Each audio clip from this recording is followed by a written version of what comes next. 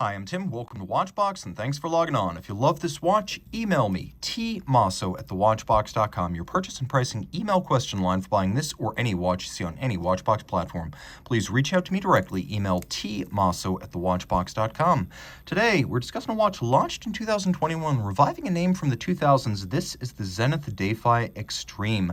Now, it revives the name of a rather boisterous and somewhat unrefined family of controversial watches from the 2000s. This, however, draws directly on the underlying mechanics and design of the popular Defy El Primero 21 to offer a more mature and enduring appeal. This watch is large, but it wears its mass well with handsome nuances. The case is all media blasted and blackened grade 5 titanium, and we have rose gold accents. It's 45 millimeters in diameter by 15.5 millimeters thick, 51 millimeters lug-to-lug, and then these end links actually expand the watch to 55 millimeters. That's the total lateral distance across the wrist. We'll throw it on my wrist. My wrist is 16 centimeters in circumference, and I actually think that my wrist is probably the smallest wrist that could or should wear this watch. Yeah, it'll fit on a smaller wrist, but it'll look too big. So this is just about the minimum wrist size. The watch fits, though, quite well. It feels light. It feels more titanium than gold, and you can see that the shape of the case and the shape of the bracelet mean it fits a treat. It's very comfortable. I could wear it all day. The bracelet is integrated, as you can see quite well. We have a integrated bracelet with a couple of different facets and two different focal planes. As you can see, this bracelet, when viewed from the side, it has some depth to it. It's integrated perfectly into the case, and we have a little push button system underneath. It is a quick release system that allows me to easily remove the bracelet and replace it with a rubber or a leather strap as I please to change the look of my watch. I have removable links here fixed by screws. This is good because a lot of times you'll see titanium bracelets and they're held together by pins and sleeves. It's easier to do, it's cheaper to make, but this is the better way to do it. A little bit more expensive and easier to size at home.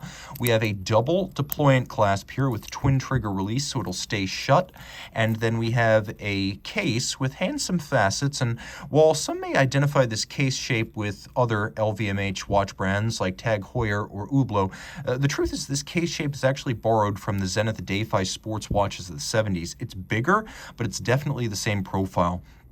We have screw-fixed, removable, and replaceable crown guards in gold. We have chronograph pushers, as you can see, in blackened titanium. We have a screw-down crown here. The watch is 200 meters water-resistant. And then we have a dial that is open with rose gold finished movement components underneath and rose gold plated applique indices, rose gold plated hands. The watch is automatic, 200 meters water resistant, and well loomed, so make no mistake, this is a sports watch. Now the dial is open, allowing you to appreciate the movement below, and some things you should know about this movement. It's really two movements. This is caliber 9004. It has a manually wound chronograph that has a 50-minute power reserve, and it has an automatically wound primary time-telling El Primero escapement. So the chronograph has an escapement that uses conventional pallet stones and a Swiss lever. It beats away at 360,000 vibrations per hour, so it is responsible for this 1/100th of a second foudroyant. And then we have the second escapement, which is for the time-telling functions, and it uses an unlubricated, high-efficiency, high-endurance silicon escapement. That makes more sense for an escapement that is running full-time and benefits you by virtue of its lack of lubricants and no need for maintenance in between services. It is quite durable and consistent. That's why there's silicon on the time-telling function that is running full-time. Now, because there are two mainspring barrels and two escapements and two drivetrains, you can run these components separately, which means you can actually wear down the chronograph and the watch will still keep time, and you can wind the chronograph when the watch is not running and telling time. There is a hacking or stop seconds function, though it affects only the time-telling function. The chronograph continues to operate. Now, the reason we have this 1/100th of a second system is the same reason you see it on the FP Journe Sonograph Souverain, so you can more easily resolve 1/100th of a second. So you can see right here we have a 1/10 of a second, and then we have 15/100ths of a second. So it is 15% of 1 second. So it's much easier to read those fractions when you have a big scale. It's also visually spectacular. Now the rest of the chronograph is a bit pared back because of that. We have a 60 seconds register down at 6 o'clock, and we have a chronograph minutes register that reads up to 30. The dial is all open, and if you look carefully, you can see that there's actually a second sapphire that covers the movement and bears all of the scales and the printing, and that sits on top of the caliber beneath the primary sapphire. There's a power reserve indicator for the chronograph. Remember, it's manually wound and works for 50 minutes, so you will have to wind it.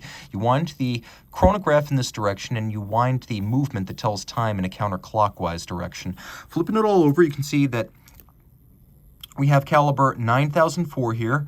It is a 53 joule chronometer certified caliber, and yes, it has those two separate drivetrains, power sources, and escapements. It pivots on 53 joules. It is considered part of the extended El Primero family, even though the El Primero is operating separately from the chronograph in this instance, and it is very durable and reliable movement with rotor winding. The timepiece is handsome from any angle, requires a large wrist, but gives you a lot of functionality. Reach out to Team Mosso at thewatchbox.com for purchase and pricing details.